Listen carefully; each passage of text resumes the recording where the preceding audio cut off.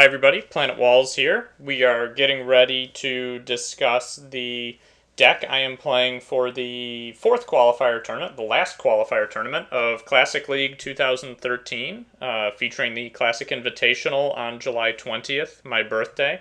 I've already qualified, and I've actually gotten a bye as well, so I'm just playing for fun and for sweet, sweet prizes at this point. But I figure I'm going to take a few minutes to show off the deck list. I'm going to try and be quicker this time. I'm actually going to make an effort to be quicker this time in general, since it doesn't matter as much if I win, because I've already qualified and gotten a bye. So I'm going to try to make videos a little faster to make sure that you guys who... Whatever, I'm going to just get cut into the chase. This is basically a fish deck, but it's wizards. So it's Bant Wizards. I'm only playing green for this. I've got one Underground Sea as well for the two Yixlid Jailers in the board.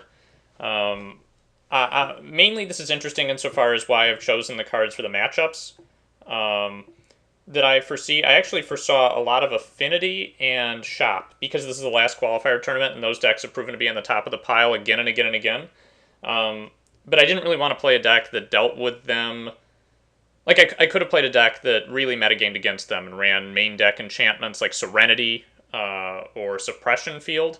I just didn't feel like doing that, honestly. Suppression Field, the right word? I don't remember. It's the one that's basically Null Rod for white. Null Rod's probably better. I could have run Null Rod. Anyway, the point is, I didn't really want to play that. Want to play one of those decks that could deal with it, or play Affinity.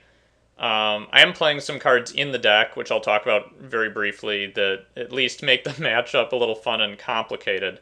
But we're going to go over the mana base first. It's got 4 Cavern of Souls. It does not have a Wasteland or a Strip Mine. I decided that having uncounterable creatures, and there are 21 of them, actually 2 of them aren't usually uncounterable, but that doesn't matter.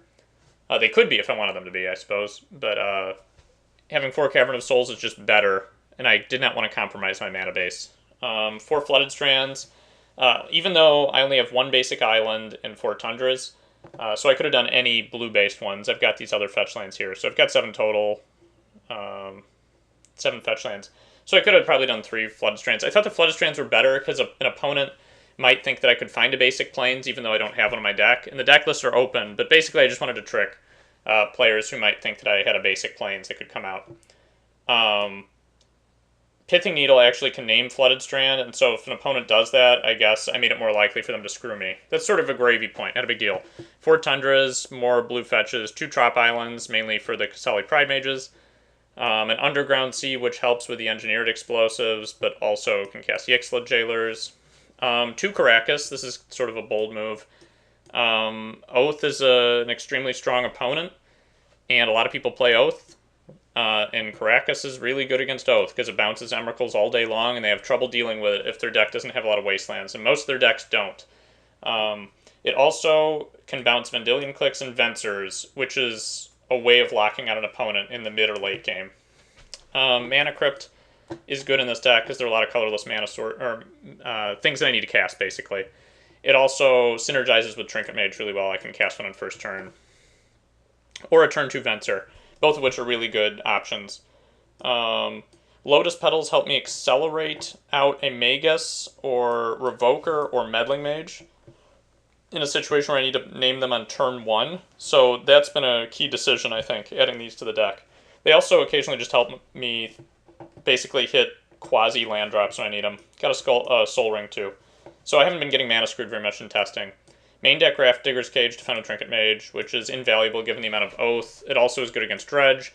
Pithing Needle is good against Dredge because you can name Bazaar. It's good against Wastelands if I'm worried about that. It's good against a lot of stuff. It's good against Affinity because you can name Skull Clamp. Playing a top and a Skull Clamp. So I made a decision late in testing this deck that I think was right, and I basically cut 3 or 4 Brainstorms for a Trinket Mage, a top, and a Skull Clamp, and maybe something else, and I have never looked back. Like, these cards are renewable sources of card advantage, or quasi-card advantage in the case of top, and I'm very happy with that decision. 2 Missteps help protect my creatures. They aren't very good against Shop, but I can board them out. They're good against almost every other matchup, though. Revokers are great against Affinity. They're good against Metalworker versions of Shop, or Stacks, or whatever it's called. They're good against other things like opponents' Lotus Petals. Azorius Guildmage is a great late-game bomb when you have the mana to use it. It can tap down Emeralds and Oath. It can counter Wastelands. It can counter almost anything. Pernicious Deed. It's pretty cool. These Magi of the Unseen. This is one of the funniest cards ever. Just go ahead and read this. Basically, you steal an artifact and it has haste. It can be an artifact creature or not. And then it taps it at end of turn. So you can tap down their Trinisphere to prep it for your turn. You can tap other things like blockers, but you can also take artifact creatures in combat and have them block each other. So this is good against Affinity unless they revoke it with one of these gentlemen. Whoops. But I have enough Revoker and Pithing Needle targets because I have Pride Mages too. I have this. I have Top. And I have Skull Clamp and then Explosives. So hopefully they revoke the wrong thing. And Unseen basically makes them have to think every time they attack, which is good. It can also take other stuff too. It can take a Time Vault and win with it. So that's been great. I had them in the board in my last deck, and they were kind of funny against Shop. I decided to put them in the main, which is great. By the way, Cavern of Souls, you can cast things through a Chalice of the Void, which is one of the reasons it's important. Pride Mage is good in a number of matchups. Oath, Shop matchups, like Affinity, etc. It's unclear whether Affinity is a type of Shop deck or whether it's its own deck. It runs Shop, Workshop, so I guess it counts. Meddling Mage, since we get to see each other's deck lists in this tournament, he has extra power. He's blue, you can pitch him to Force. He attacks for the win.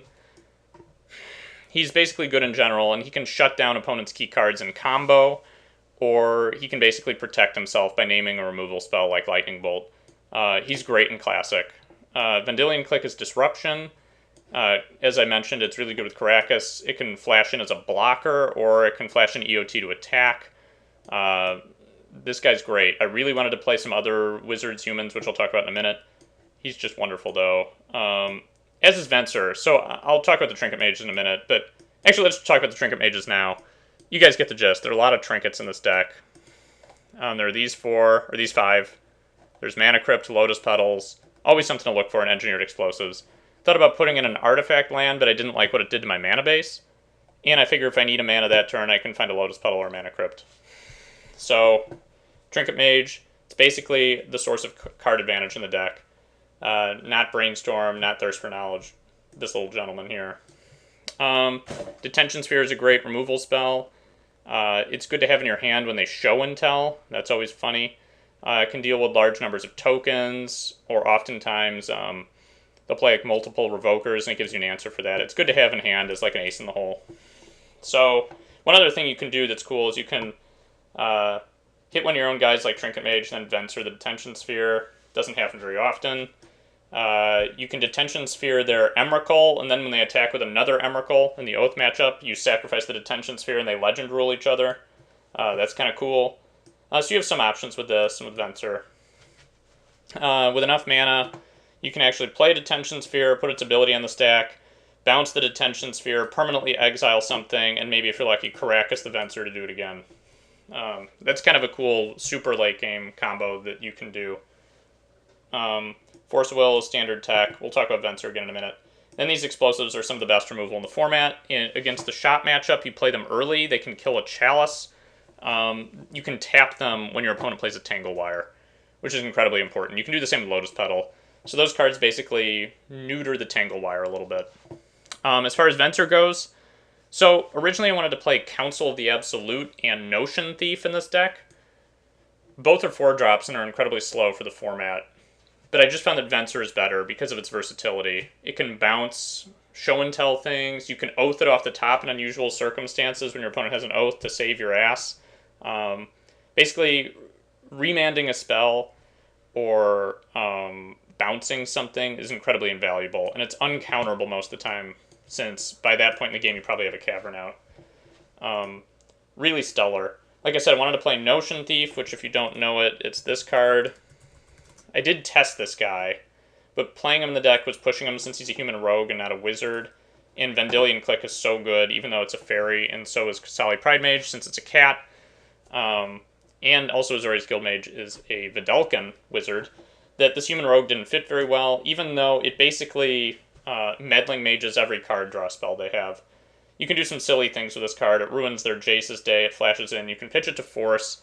It's relevant in combat and can kill a Lodestone Golem, even though it's bad in that matchup because it's hard to cast.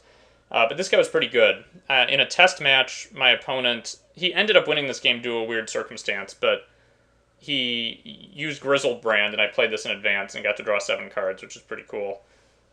So this guy is still certainly playable in this format, but Venser just felt to me better in this deck. Council the Absolute, which I'll show here. So this card is somewhat awkward. It's like a Meddling Mage for non-creature, non-lands. I guess Meddling Mage also says non-land, but it's a Meddling Mage for non-creature spells, essentially. It's also an advisor, so it's a human, but it's an advisor, and it's not thus a wizard. And it does gain usefulness when you have Meddling Mages, because they synergize with each other. You can lock out multiple cards and have them protect each other. It also has this cost enhancement feature, which basically means you can name Force of Will with it, and your opponents can't play them, even though you can play Force of Will still. So there's certain benefits that it has. It also has a 4 toughness, which means Lightning Bolt won't kill it. It's actually an interesting card, and I wanted to play it, but again, just Venser is so good. I could have probably squeezed one of these guys in here. I didn't think it was a good idea. I didn't know what else to cut. Originally there were more Guild Mages, for instance, and I cut them down to 1, because he's a late-game card, really. Let's go to the board real quick. Tormod's Crypt is in there against Dredge, primarily. Detention Sphere can be brought in against Dredge. Yixla Jailer against Dredge. The other Cage and the other Pithing Needle against Dredge. So these are all cards to bolster my matchup against Dredge.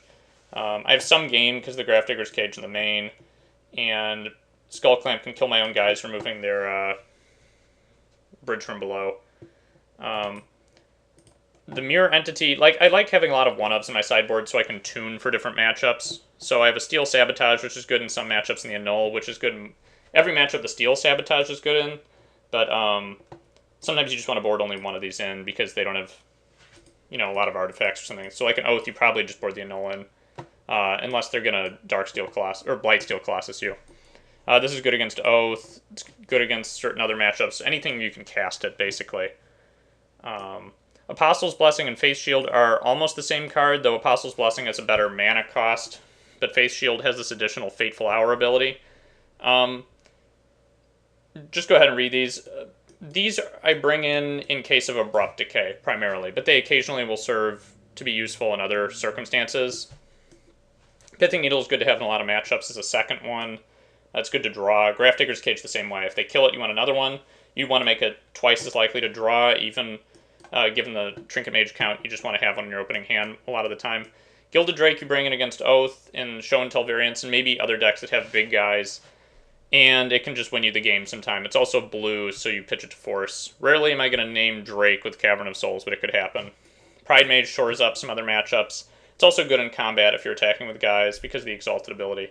Finally, Aven Mind Sensor is good against most combo decks that tutor, and it can be just a cheaper flash guy in matches where Venser feels too expensive. I've been reasonably happy with them. Mirror Entity. In affinity matchups, I'm dubious about bringing this in. I think it's probably better than expensive cards like Venser. When you get a bunch of little tokens out because of their Genesis Chambers, you can make them all big in attack if they're not paying attention. It also helps you out in other creature-based matchups. It's basically a random top deck that is a wizard because it's got Changeling, and it can sometimes just win you the game. Probably shouldn't be in there, I don't know, but I'm excited to try it and see if I can ever make it work.